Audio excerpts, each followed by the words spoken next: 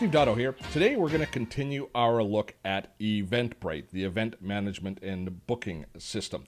Last video we took a look at an overview of how Eventbrite works. We're now going to take a look in this video at the ticketing system within Eventbrite. And tickets are of course the heart of event as far as getting people out. So a lot of thought and a lot of control is important with our ticketing. When you set up your Eventbrite event, you started this event, you create all of your event details. It's working in a content management system, much like working in WordPress. You put in the title and the venue name, give it the address. When you're first setting up your event, it auto-populates the map. You can upload your logo. You can see I've done all these things. Very important is I put in the date and time of the event, which will be translated into my tickets a little bit later on in the process. And then you've got a kind of a promotion window or event description window, which is basically just a web window. You can either work in the WYSIWYG editor or import HTML code into this to create a nice little description of your event. And then we get down to the fun part. I find the ticketing fun because ticketing can represent money coming in, which is a good thing.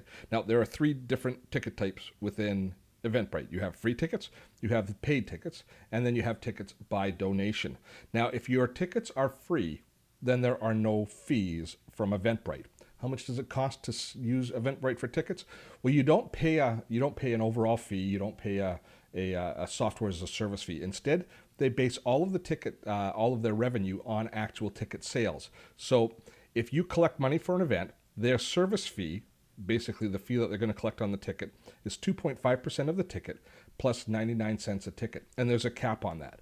And then you've also got credit card clearing fees. So you've got two different fees that are attached to any ticket. And you're going to have that anyways. You're going to have to pay for whatever the processing of the ticket is. And you're also going to have to pay for the financial side, be it PayPal or credit card. Those fees you're going to have. 3.5%, maybe a little bit higher than you would get with a normal with a merchant account, but it's not out of the realm of what's fair. It's certainly a very reasonable fee to be paying for your for the credit card processing.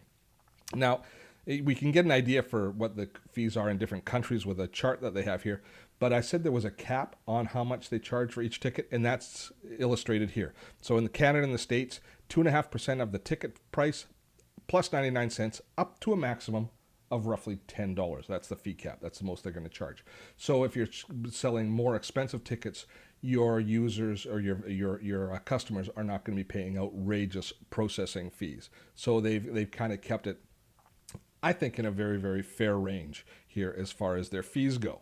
Now let's go about actually creating tickets and walk through that process. So let's create a new paid ticket. Now, typically speaking, you're going to have multiple price levels within any event. You might have children and adult tickets, you might have coupons, you might have a whole different variety of different pricing structures within your event. And you can manage them all within Eventbrite. And you do them sometimes in several different areas, but you have control over all of those things. Let's say for this event, we're going to start with an early bird ticket. So we're going to put in early bird, and now the ticket quantity. Of course, the size of your venue is going to determine how many people can attend an event. But also for things like early bird tickets, you don't want to sell all of your tickets at the discounted early bird fee. So I'm going to say we have 15 tickets available at a price of $95. And then once I've done that, Eventbrite then works out how much my fees are going to be on that ticket. So here we see the fees are going to be $6.69. Now I've got radio buttons below here that allow me to pass the fees on to the buyer, absorb the fees myself, and if I do that, the pricing will change. The total ticket price to the buyer is going to be $95. The fees are the same. It's just I'm paying them. Or we can customize it per ticket type. If we do that, we go into the settings, and we can choose from here. We can choose to absorb the credit card fees and pass on the Eventbrite fee, or pass on the Eventbrite fee and absorb the credit card fee. We've got all of those different options. I like that one. Absorb the credit card fee and pass on the Eventbrite fee to the buyer. I'm going to say that. And within this dialog box here, I can also do things like adding a ticket description.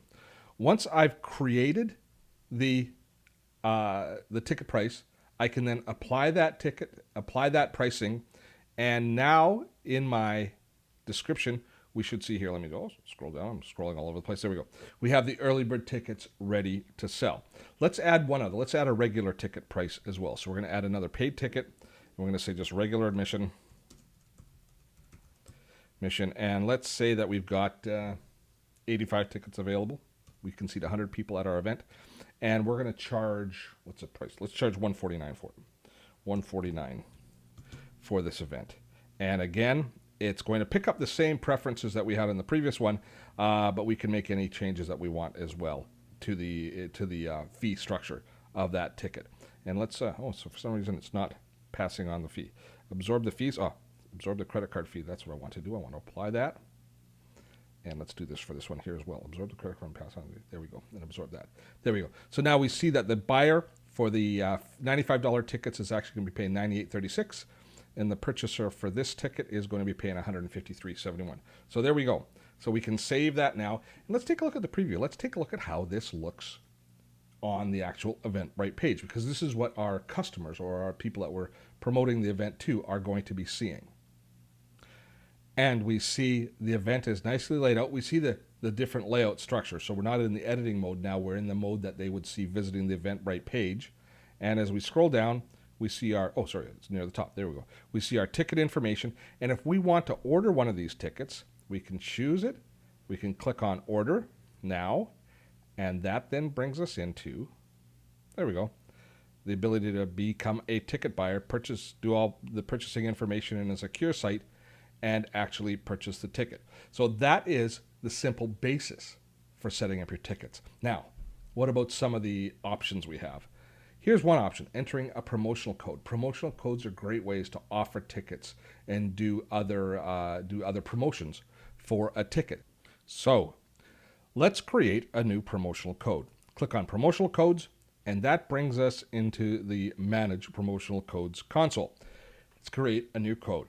The code is going to allow us to assign a discount to whoever has access to that code. Now that can actually be more than that. You can actually, if you look on code type, you can actually set access, which means that somebody needs the code in order to actually even purchase tickets for an event. But in this case here, we're going to set this up as a discount code, and then we're going to choose the amount that we're going to discount the tickets. So we can choose it as a fixed price or a percentage. So if I put in 15% off the ticket price, that will then, if they know the code, I got to give the name. I'm going to give the code sample. If they know the code name sample, then they are going to get a 15% reduction on the ticket price in the ordering process. I can choose if this is just for early bird tickets or for regular admission or for both. So I've got that, and then I can also set the number of uses so that it can be a limited offering. So that would be another way of setting up the early bird tickets, is setting up an early bird discount, which is only 15 times that it can be used, and then it's done. So there's lots of different ways that you can creatively use it. You can also set dates and parameters on when the tickets are available. They're available now and when they end. So again, for things like early bird tickets, or for tickets where you're going to be adding on, say, a meal that you have to order, you can set a cutoff date for that particular ticket. Once you set up the promo code, and I call this one sample, I want to remember, sample, you're going to save it. And then when people are ordering tickets, they will be able to take advantage of that code. So let's just go in and let's see how it works. So we're going to go in and preview the event again, and I'm going to enter the promotional code sample. I should click on it first, sample. And let's see what happens to my ticket pricing. Yes, look. The ticket prices have all dropped accordingly based on the discount of 15%. Isn't that slick? This is the kind of control we have within Eventbrite for managing our tickets. And I am going to call it a day now. There's so much more to the whole ticket area. We'll be doing more videos around tickets and how we manage them, how we communicate with our customers, the sort of information that we gather from them, and how we communicate back to them after they've purchased the tickets. But that is for future videos. I hope you have found this particular video useful. If you have, please give us a like. We certainly appreciate the kudos. I'm Steve Dotto. Thanks for spending time with me today.